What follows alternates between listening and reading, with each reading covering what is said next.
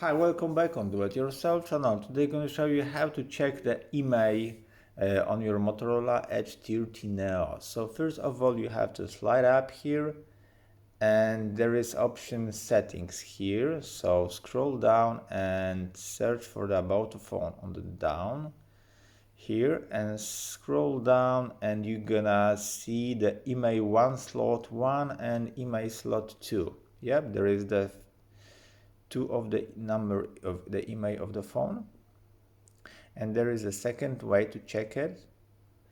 On the keypad you have to write this code. Yep, and that's it. You're gonna have see the IMEI 1. You don't see the second IMEI. Yeah, you should slide up to see the IMEI 2, the serial number.